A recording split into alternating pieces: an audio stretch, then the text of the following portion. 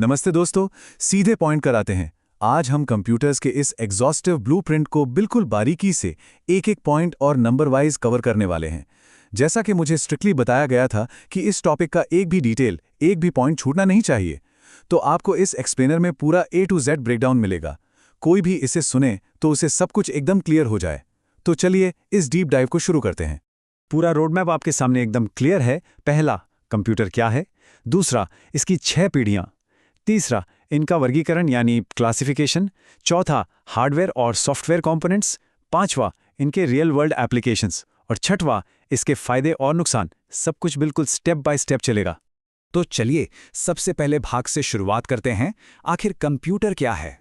Technically देखा जाए तो कंप्यूटर्स बस जनरल पर्पस इंफॉर्मेशन मशीन्स हैं और इनका पूरा वजूद सिर्फ 4 बेसिक पिलर्स पर टिका है। ये डेटा एक्सेप्ट करती हैं जिसे हम इनपुट कहते हैं, उस पर ऑपरेशंस परफॉर्म करती हैं यानी प्रोसेसिंग, हमें रिजल्ट्स दिखाती हैं यानी आउटपुट, और ज़रूरत पड़ने पर उस डेटा को स्टोर कर लेती हैं। बस यही इसकी कोड डेफिनेशन है। और यहाँ एक बहुत इंटरेस्टिंग कंपैरिजन निकल कर आता है। आज आपके ट्रेडिशनल पीसीज और स्मार्टफोन्स के बीच का डिफरेंस लगभग खत्म हो गया है। आपके हाथ में जो स्मार्टफोन है ना, वो दरअसल एक highly advanced portable micro computer है। टच स्क्रीन, जीपीएस और इंटरनेट के साथ अगर आप इसमें एक ब्लूटूथ कीबोर्ड और पोर्टेबल स्क्रीन जोड़ दें तो ये बिल्कुल आपके डेस्कटॉप सेटअप को रिप्लेस करने की ताकत रखता है। अब आते हैं हमारे दूसरे सेक्शन पर, कंप्यूटर की 6 पीढ़ियां। आखिर ये सफर शुरू कहां से हुआ था? ये टाइमलाइन सच में हैरान करने वाली है। सोचिए, 1940s की पहली पीढ़ी में ENIC जैसी मशीन्स होती थीं, जिसमें वैक्यूम ट्यूब्स लगते थे जो पूरा एक कमरा घेर लेती थी और बहुत गर्मी पैदा करती थी। फिर 1956 में दूसरी पीढ़ी में आए ट्रांजिस्टर्स, जिन्होंने इन मशीन्स को छोटा और फास्ट किया। 1964 का साल तीसरी पीढ़ी लाया इंटीग्रेटेड सर्किट्स के रूप में, जहां पहली बार हमने कीबोर्ड्स और मॉनिटर्स का इस्तेमाल देखा। 1972 की चौथी पीढ़ी गेम चेंजर थी। माइक्रो प्रोसेसर्स आए, हजारों सर्किट्स एक छोटी सिलिकॉन चिप पर आ गए और यहीं से GUI की शुरुआत हुई। 2010 से हम AI और पैरेलल प्रोसेसिंग वाली 5वीं पीढ़ी देख रहे हैं, और अब 2020 के आगे से हम 6ठी पीढ़ी में कदम रख चुके हैं, जो पूरी तरह से नैनो टेक्नोलॉजी और न्यूरल नेटवर्क्स पर बेस्ड है। हिस्ट्री के बाद आगे बढ़ते हैं तीसरे भाग पर, कंप्यूटर्स को उनकी क्षमता और आकार के आधार पर कैसे क्लासिफाई किया जाता है।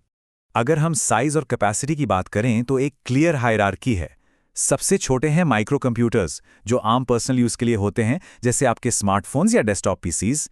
उनसे थोड़े बड़े होते हैं मिनी कंप्यूटर्स, जो mid size multi user systems हैं।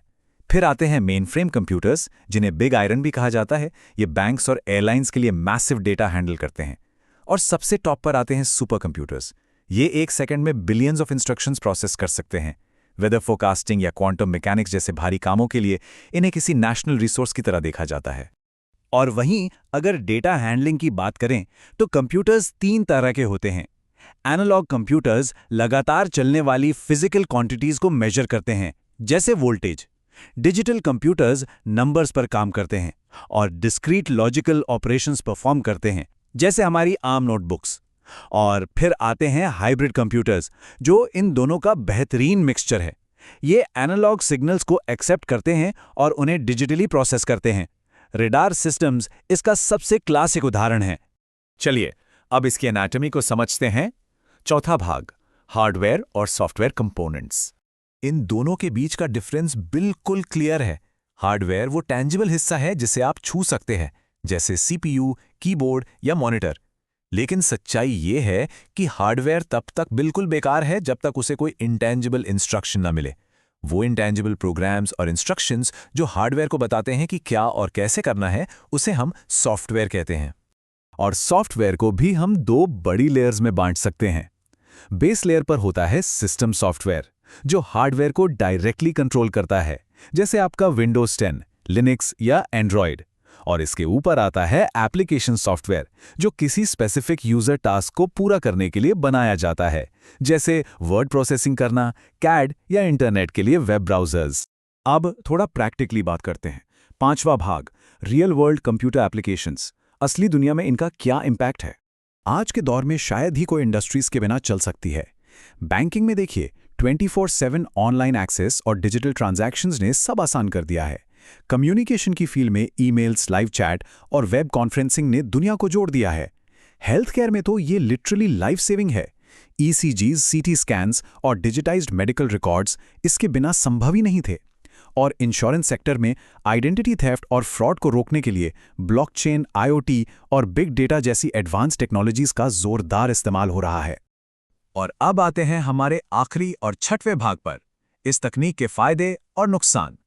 जैसा कि एक मशहूर कहावत है कि हर सिक्के के दो पहलू होते हैं, कंप्यूटर्स के साथ भी बिल्कुल यही सच है। हालांकि ये हमें बेमिसाल स्पीड, एक्यूरेसी और मल्टीटास्किंग देते हैं, पर आखिर में ये सिर्फ एक मशीन है। इनमें इंसानों जैसी विजडम या समझ नहीं होती, और इसीलिए इस टेक्नोलॉजी के कुछ बड़े स्ट्रक्चरल रिस्क भी साथ आते हैं। अगर हम नुकसान की बात करें तो इन इश्यूज को हम इग्नोर नहीं कर सकते। AI और IoT आने से सबसे बड़ा खतरा ट्रेडिशनल जॉब्स को है, जिससे रोजगार तेजी से घट रहा है। दूसरा बड़ा खतरा प्राइवेसी का है। अनऑथराइज्ड एक्सेस और आइडेंटिटी थेफ्ट के रिस्क्स हमेशा बने रहते हैं। फिर आते हैं आपका डेटा डिस्ट्रॉय करने वाले सेल्फ रेप्लिकेटिंग वायरसेस और हैकिंग अटैक्स। और इन सबके ऊपर बढ़ते साइबर क्राइम्स जैसे साइबर स्टॉकिंग और बड़े इंफ्रास्ट्रक्चर पर होने वाले मैसिव अटैक्स, ये आज के दौर की काफी डरावनी सच्चाई है। तो इस पूरे एग्जॉस्टिव ब्लूप्रिंट को रैप अप करने से पहले मैं आपको एक सवाल के साथ छोड़ना चाहता हूं। इस टर्मिनल क्वेश्चन पर जरूर गौर कीजिएगा। आखिर इन इमर्जिंग टेक्नोलॉजीज ने एम्प्लॉयमेंट अपॉर्चुनिटीज को किस तरह कम किया है? सोच कर देखिए, क्योंकि जब हम AI और रोबोटिक्स के रूप में आगे बढ़ते हैं तो उसकी एक बड़ी सामाजिक कीमत भी होती है। इसे समझना हमारे आज और कल दोनों के लिए बहुत जरूरी है। इस डीप डाइव में मेरे साथ बने रहने के लिए आपका बहुत बहुत शुक्रिया।